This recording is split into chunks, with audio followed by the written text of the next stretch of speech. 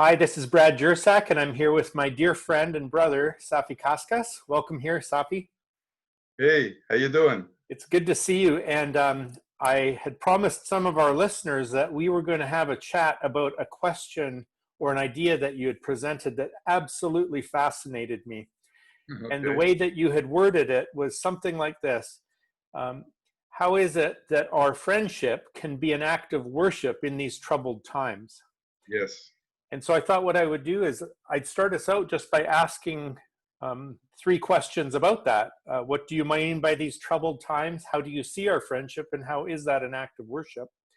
And then Yes. I know before we went online, you said you do have 8 principles that can help us walk forward. And Yes. I cannot wait to hear those.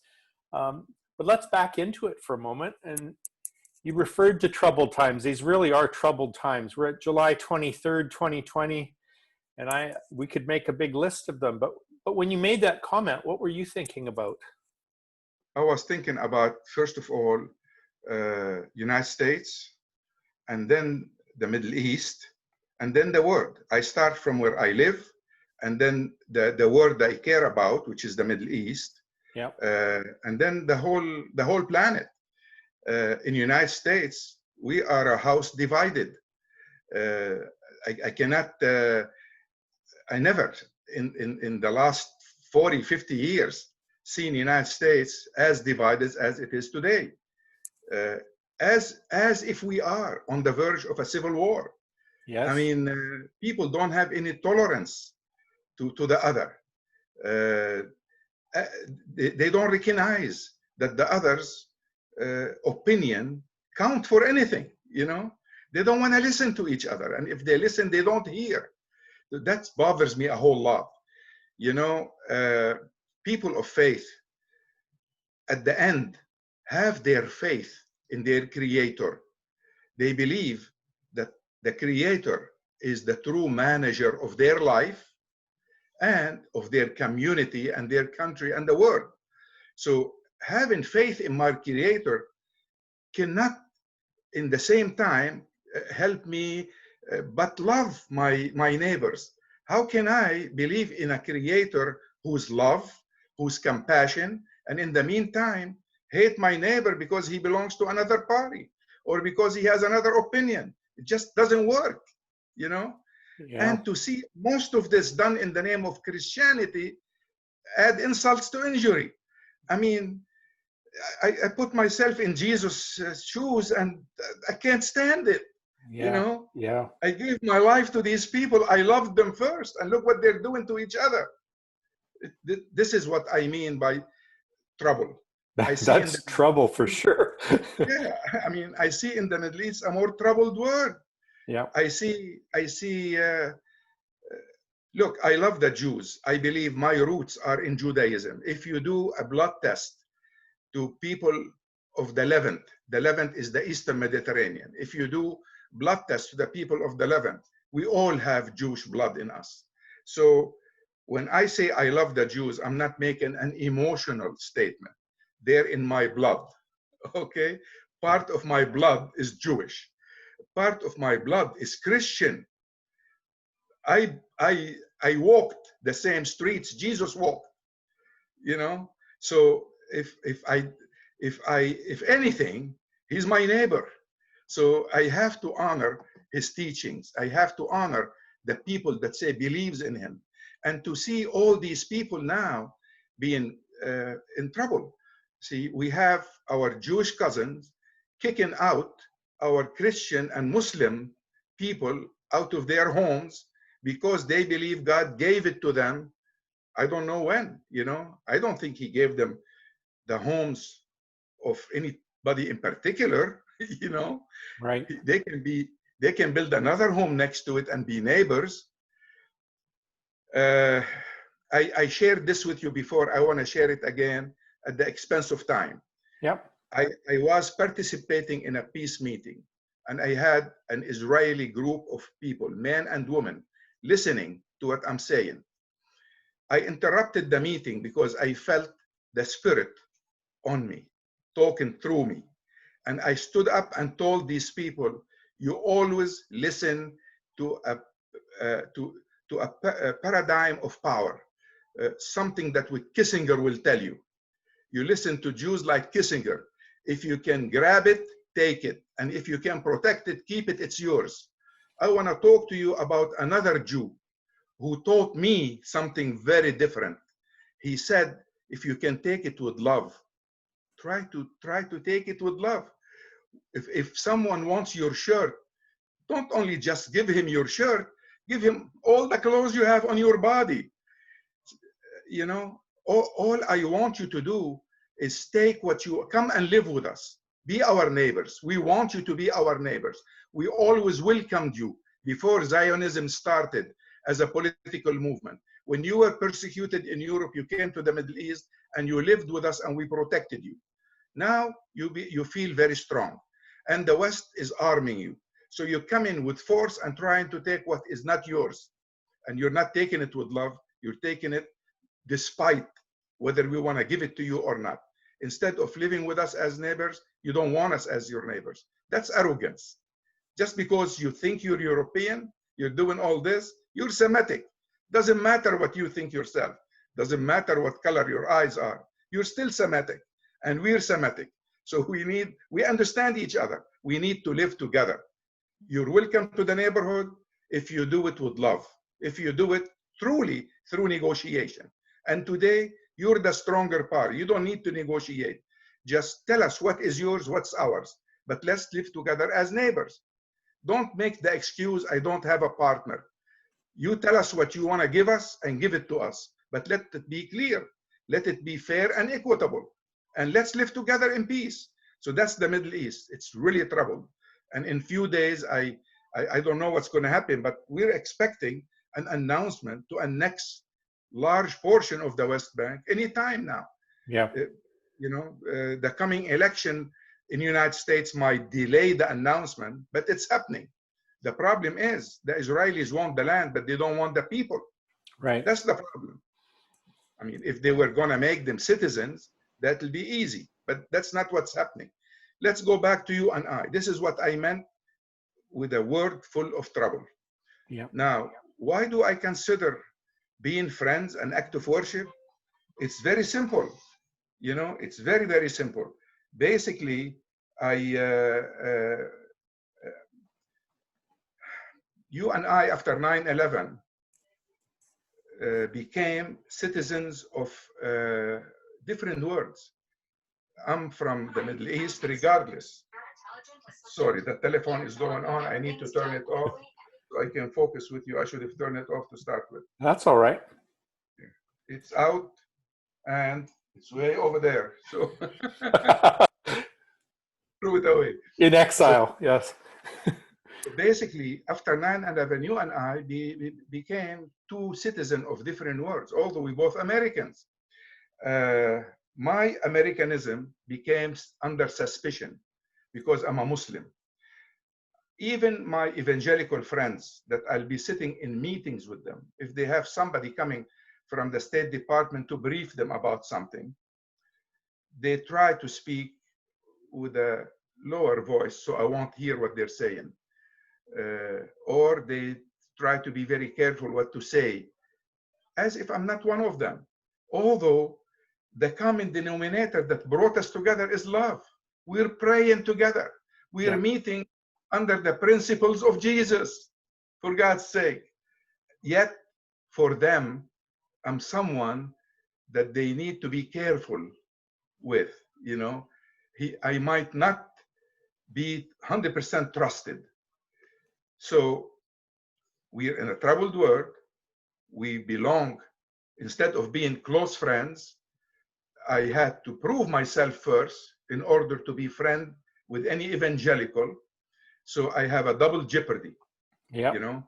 So when an evangelical welcome me truly as a friend, first of all, I feel it in my heart. Second, the least I can do is to trust him and sit with him and thank God for the friendship and tell him, let's pray. Let's praise God for our friendship. This is an act of worship. Yeah. Very simple, you know. It's just common sense. When I talk to you And we're talking about, what do we talk about when we meet together? We talk about God. We talk about our faith. We talk about our troubled world and how to fix the world. What the Jews call tikkun olam, how to fix the world. This is a major Jewish principle. And I told you I love Jews. I love their Torah. I love their traditions. And I love Christians also. I love everybody. So I learn from everybody, because any good thing you have is from God. And I want to learn it from you. And I want you to share it with me. Would you treat me the same way and try to take what I have that I can give you as a gift and be willing to share it? This is the real test. This is the acid test. People welcome me when I tell them I want to learn from you, but they don't want to learn anything from me. For 30 years, I took steps toward evangelical friends. I don't see many of them taking one single step toward me. Well, that has something to do with a particular orientation of evangelicals to the world when they make binary systems of in and out, saved and lost, and all of this, not just Christian and Muslim, but even a particular stream of Christianity and yes. the rest of the world where that's quite connected to fear of the other and so on. And it doesn't help us if we don't listen to our stories. So one of my steps in moving from being an evangelical to an Orthodox Christian was hearing the stories of Palestinian Orthodox in the West Bank. Yes. And realizing that it may be a bit different now for some, but the evangelicalism I grew up with definitely treated Muslims as intrinsically the enemy, and not just Muslims, but any Palestinian who is not Jewish, including the Christians. Yes. So hearing the stories really shifted my attitude about that, and seeing that even the in the what Christians would call the Old Testament, one's relationship to the land was dependent on how you treated the stranger, on how you welcomed the neighbor, and so on. 32 times that the Bible talks about welcoming the stranger, or 30 plus times. And it's an essential teaching of the Bible, of the Old Testament, Yeah. So in terms of friendship too, we've been able to also talk about in terms of brotherhood, our brothers and sisters. And I know for some Christians, they may see those who are not Christians as their neighbors, but some Christians have a hard time thinking about Jews or Muslims or others as their brother and sister. And yet it seems to me that if God is the father of us all, there's a sense in which he's the father of Abraham and the Abrahamic faiths, but as creator, the Apostle Paul talks about that we're all God's offspring, and every family in heaven and on earth derives their name from that one God. And so in that sense, I don't have a hard time thinking of you as my brother, and especially as we become more affectionate as friends too. It's like, indeed. Well, Brad, I can tell you what I am right now. I'm 76 years old. What I am today is not because one day I woke up and decided to follow Jesus or accept his principles. It's a journey. It's a life journey. I grew up in an elementary Catholic school. I went to mass every morning, and I studied catechism from the time I was 5 years old. So, and my favorite teacher, Miss Haddad, still with me. She's my catechism teacher. God bless her soul. I don't know where she is today, but she's my favorite teacher, because at that early age, she spoke to me and I understood what she's saying and related to it.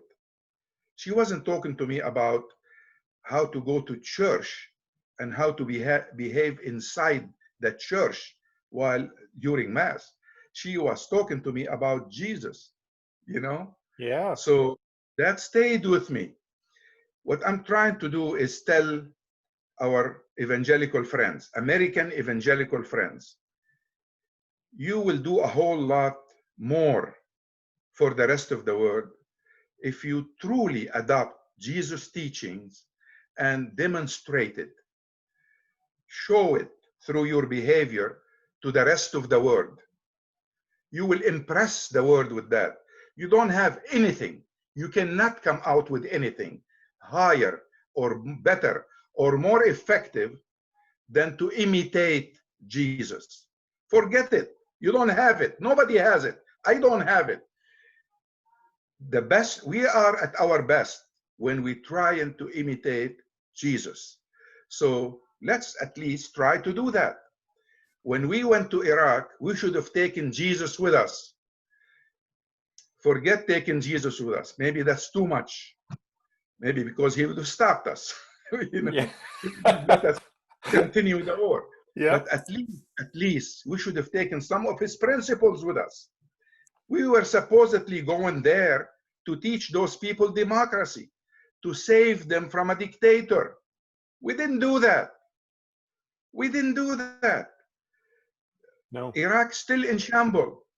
Where does it say in Christianity or in our constitution or in human decency, principle of a human decency, that you go to a country because you worship oil, destroy it so you can steal its oil, then in the process you steal all its treasure and bring them here to do a Bible museum with them? You know, the Bible doesn't need your museum. Yeah. Take your museum and shove it somewhere else, but leave Iraq alone. You stole the treasure that don't belong to you, belong to humanity. We don't understand this. Look, the Christians were one thing before Constantine and became something else after Constantine. Mm-hmm. The Muslim were one thing before Muawiyah, before the Umayyads, before they had an empire and became something totally different. Empires bring arrogance with them. Something else. When you marry religion and state, you will have nothing but less religion and a corrupt state. Yeah. Yeah. The way it is. I've observed it. I've studied it. I'm convinced of it.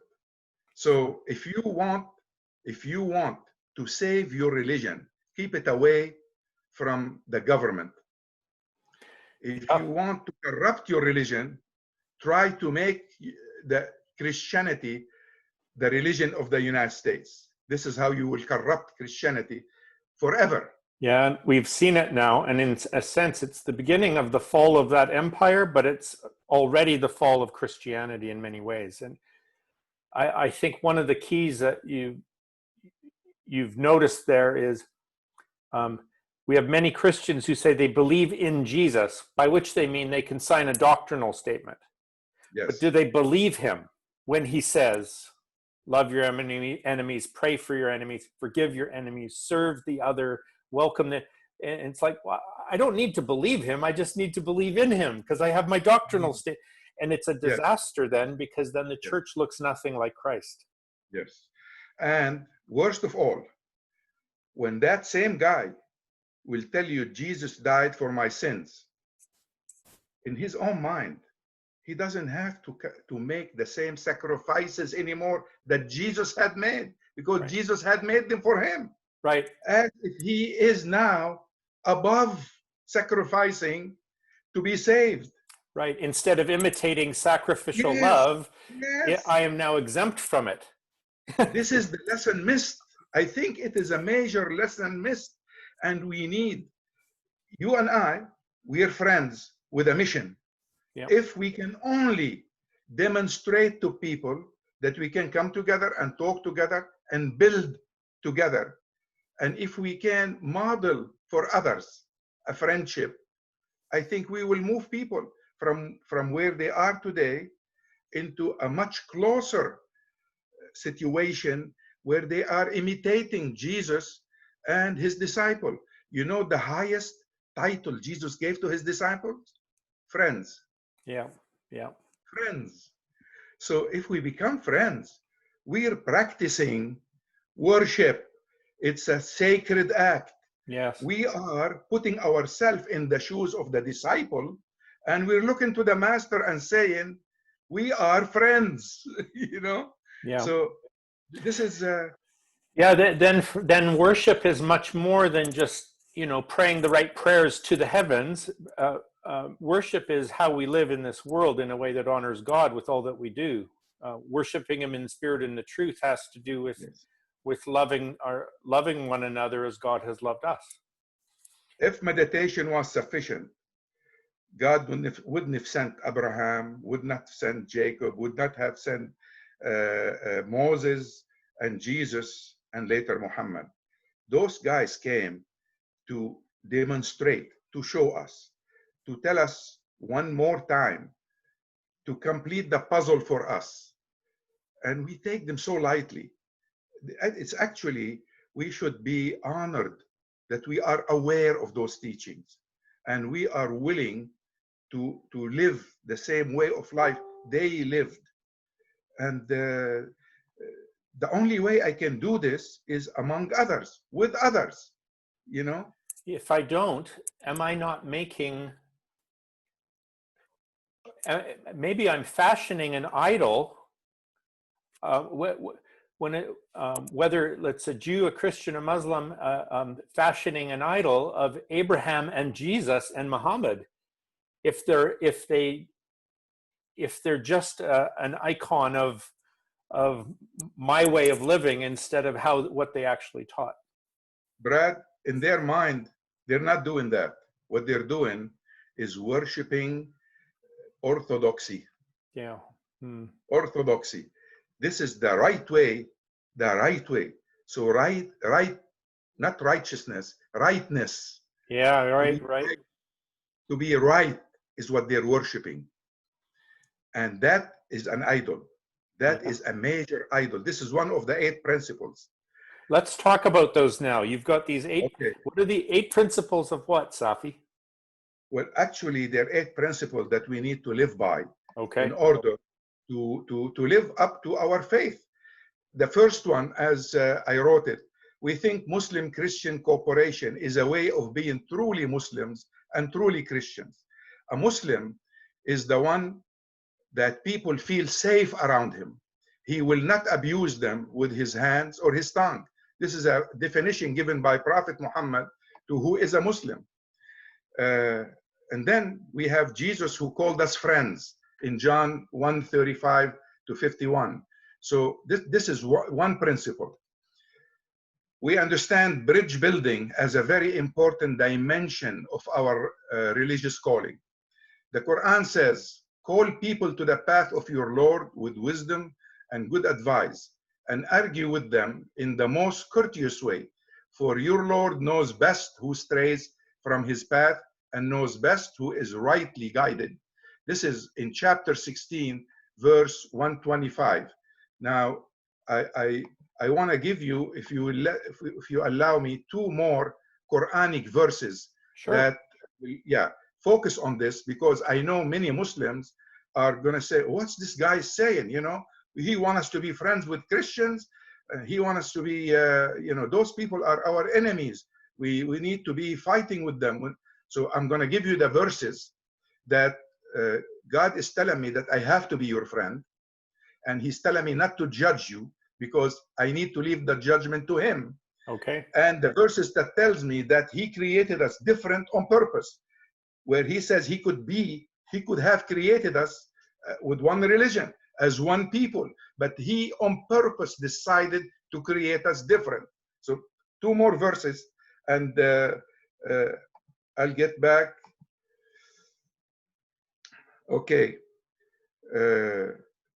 We know fanatics, God is saying,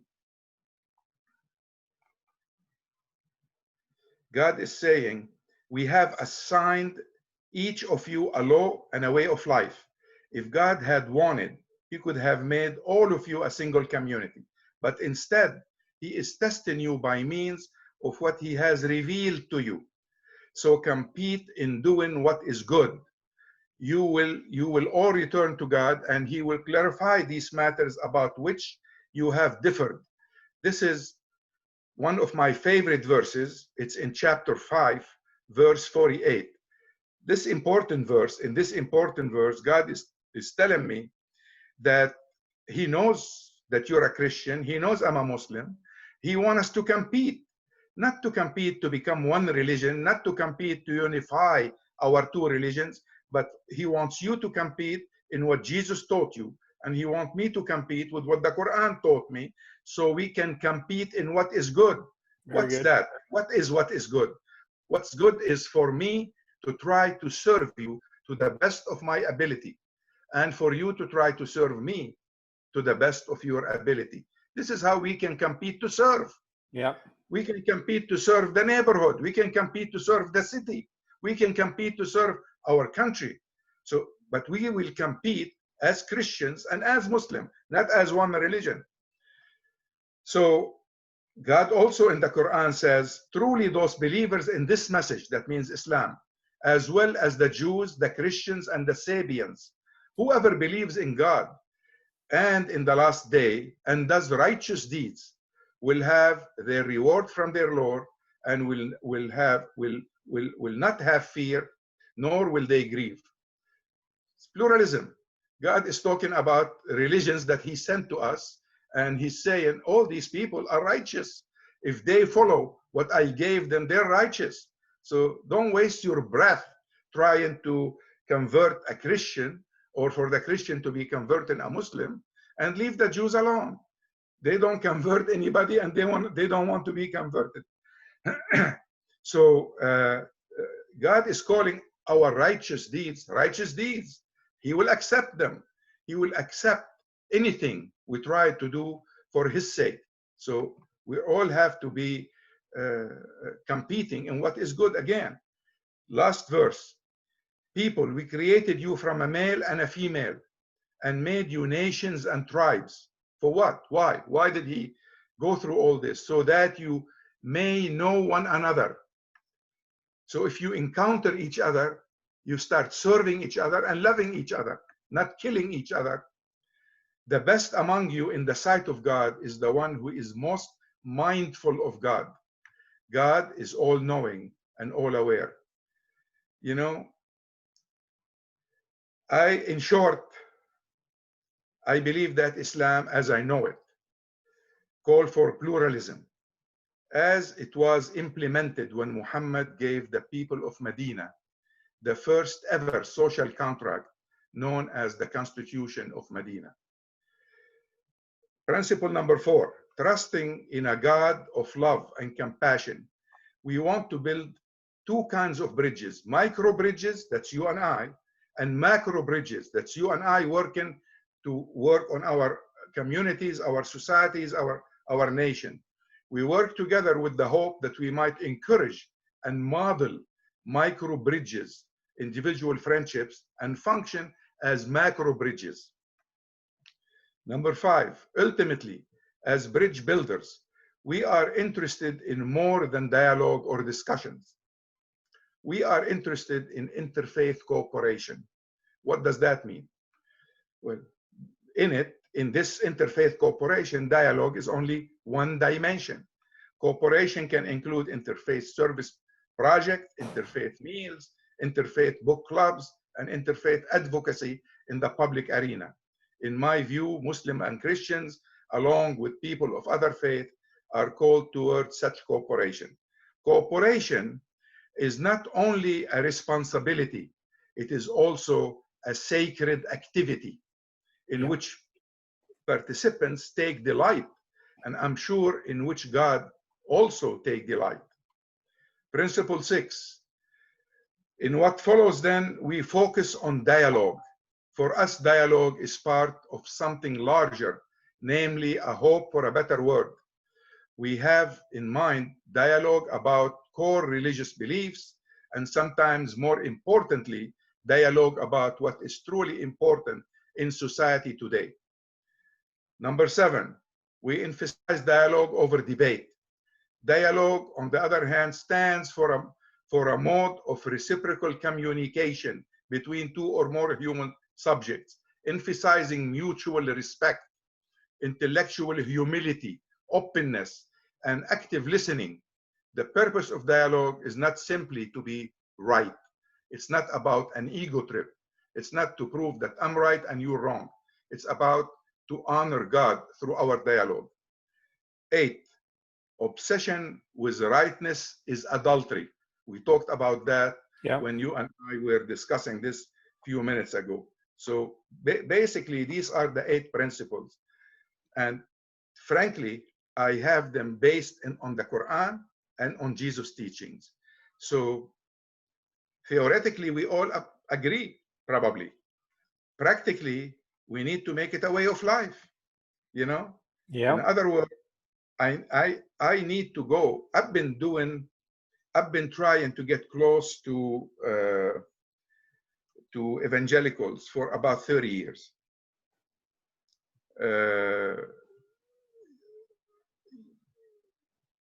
Not because I am a busybody, not because I don't have anything better to do, but because all along I considered it an act of worship.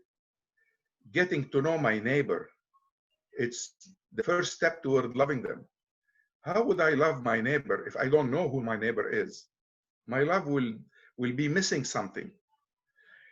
Look, loving your neighbor is something that we all utter.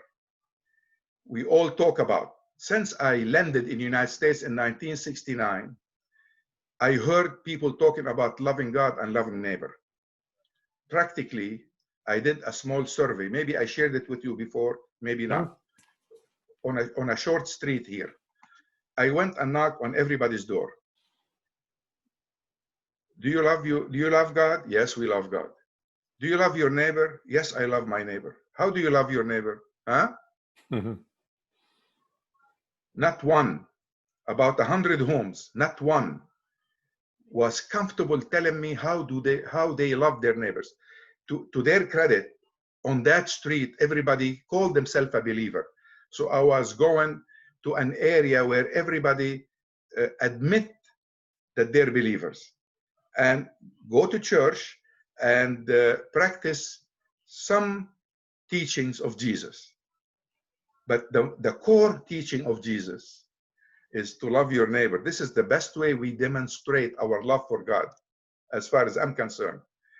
So, and that you have to demonstrate it. You know, you don't just feel love for neighbor. How do we demonstrate love for neighbor? Yeah. Brad, I can sit in my home.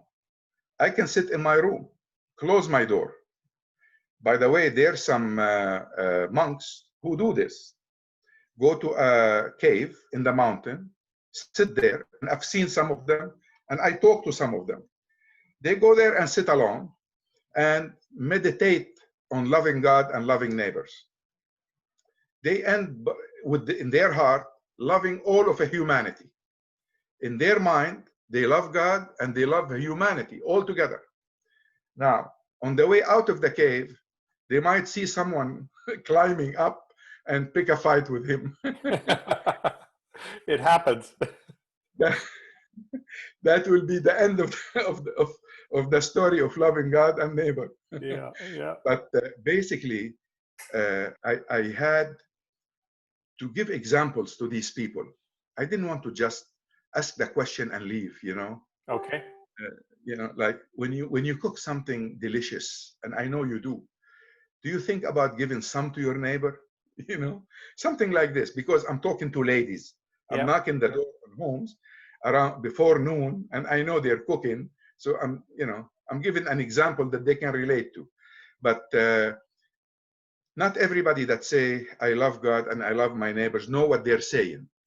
They know intellectually, maybe they've been growing up hearing it and they're simply repeating it. But we need to demonstrate. Without a demonstration, it wouldn't work. And I'm hoping that you and I, will model it for a lot of people. We'll model it. Yeah.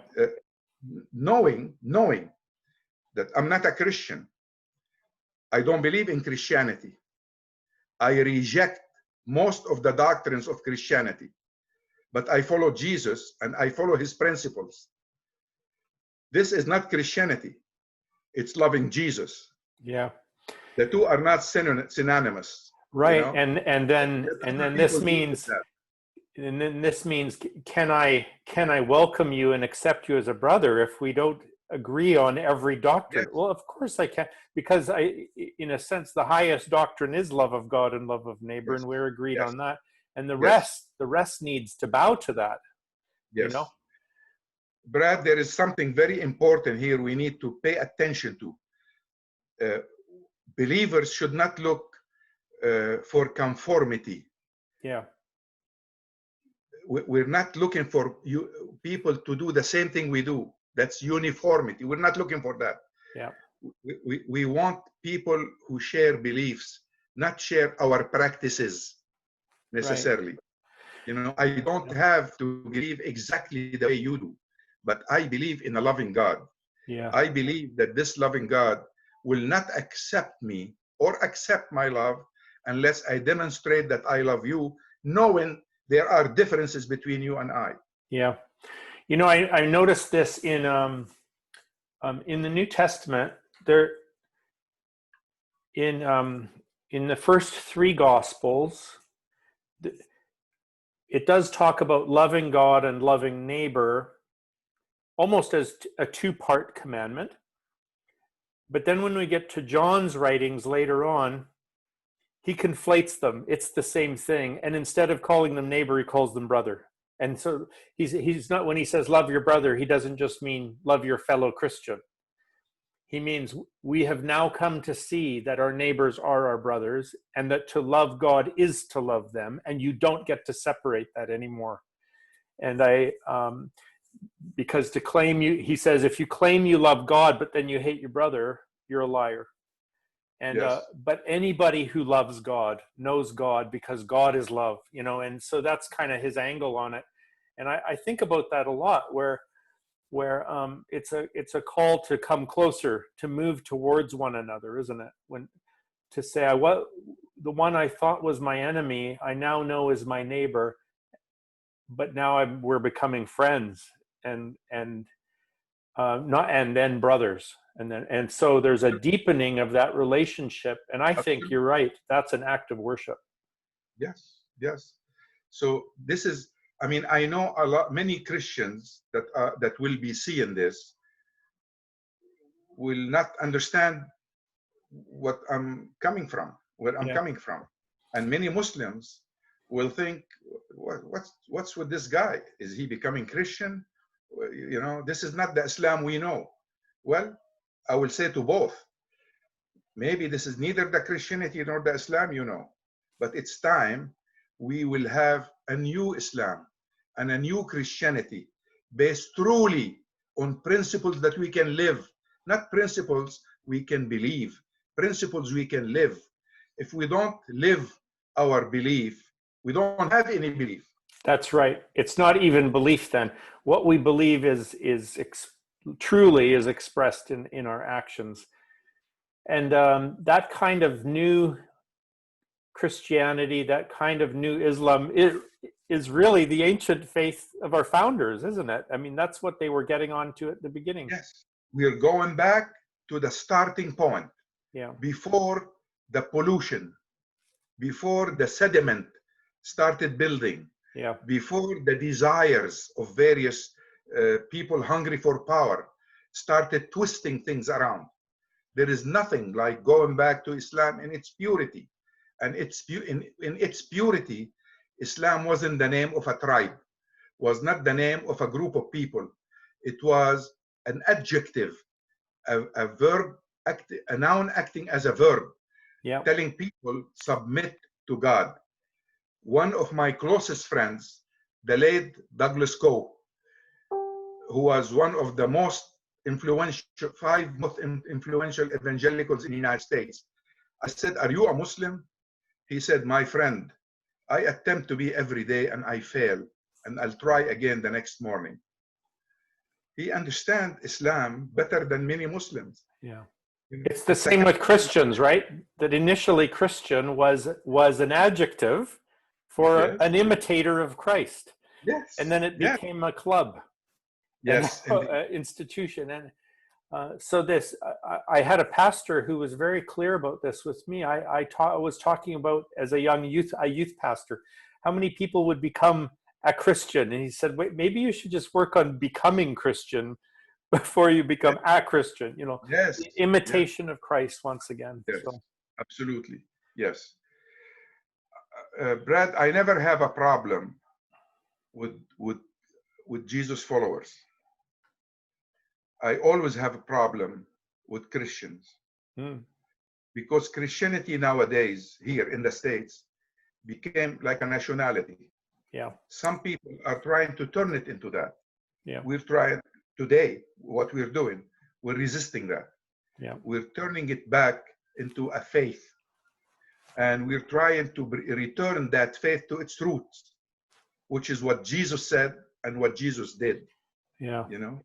So, one thing I appreciate about you is in this idea of you're allowing for authentic otherness, like yes. not demanding conformity. And for our, just so our viewers can know this, you will use words on your own terms that I use differently, and you don't demand that I use them like you, and you, even though you know I have a different idea maybe. So for an example, I think it's wonderful when you talk about the Holy Spirit, but you're not talking about a doctrine of the Trinity.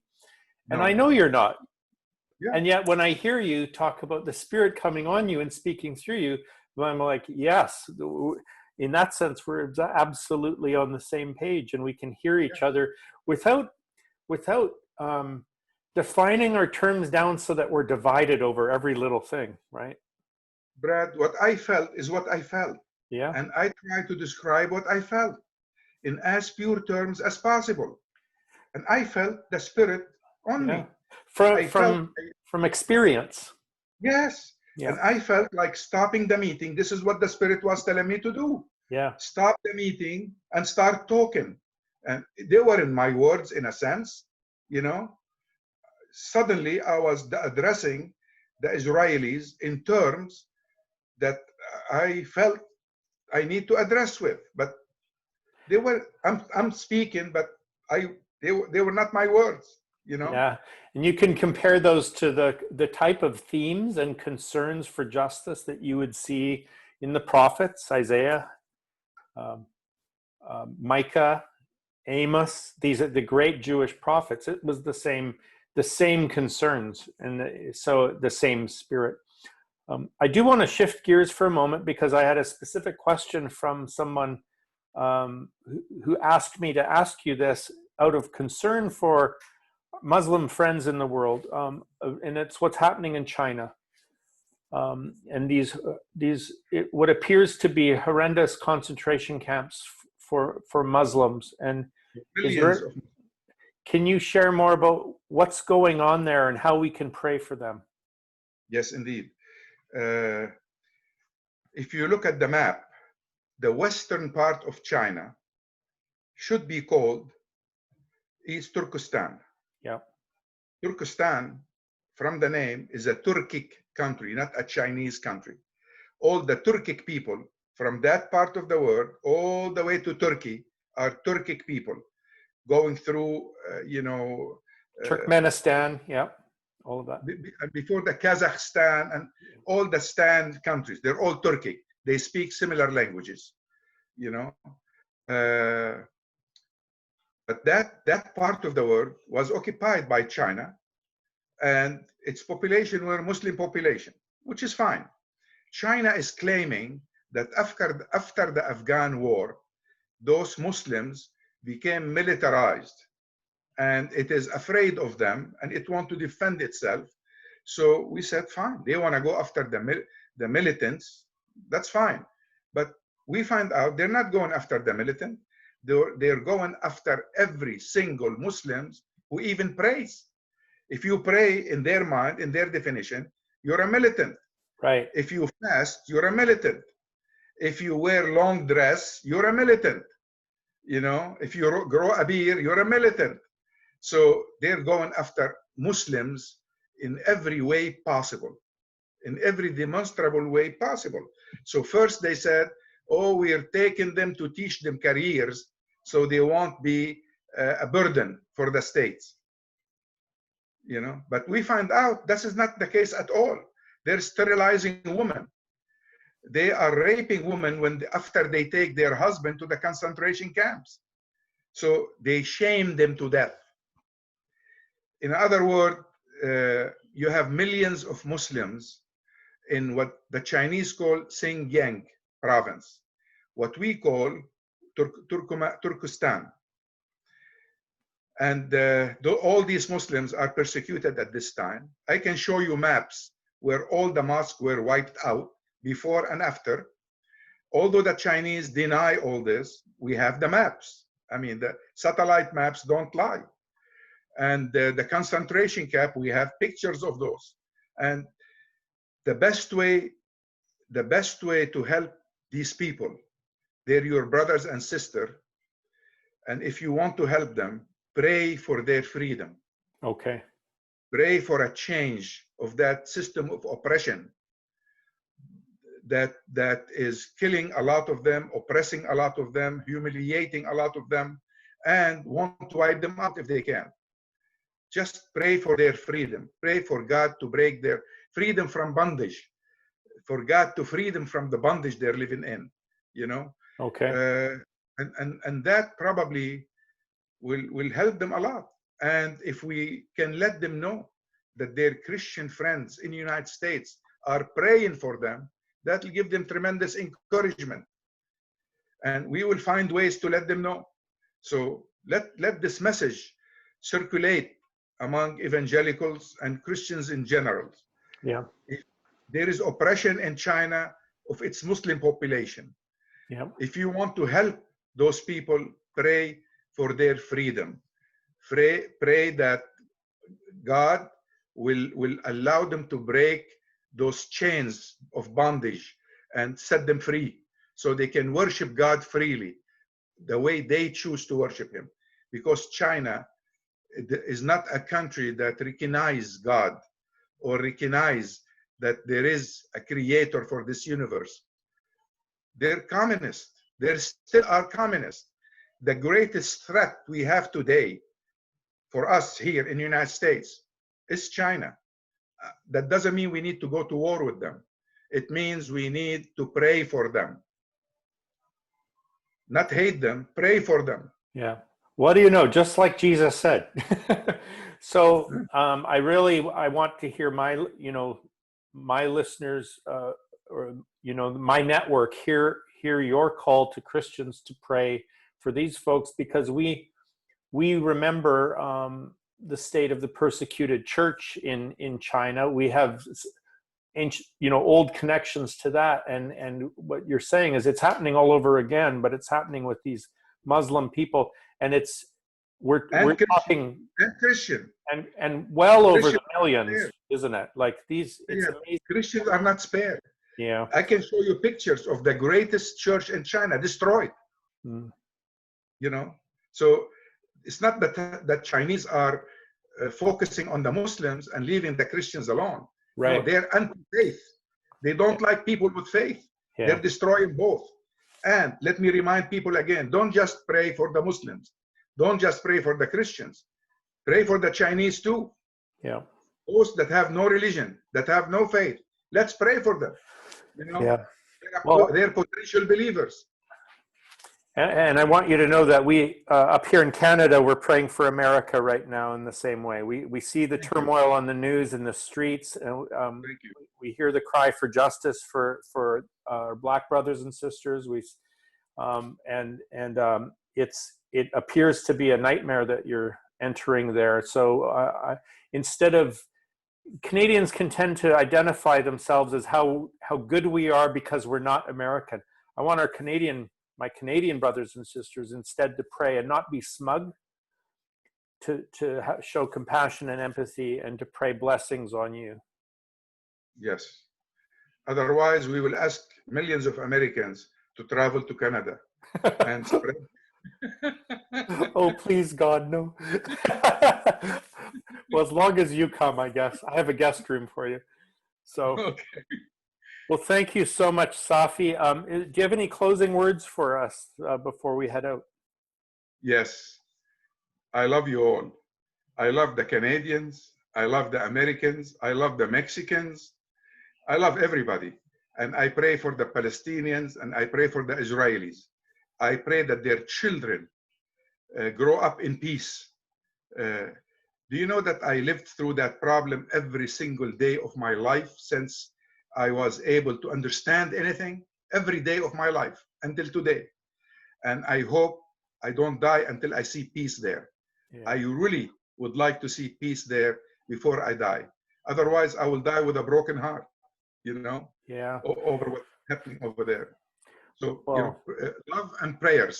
good. Well, and I pray for you as well, Safi, for health for you and your wife, and for many more years. This is a thing we pray in our church, that God would grant you many years and see the fruit of the things you're planting now, both now and the next life, but especially that you would continue to see the miracles that are affirming the path of peacemaking that you're on and that verify you're a child of God. So thank you for coming on and spending this time with me today. Thank you. Thank you. God bless. Bless you. Bye-bye.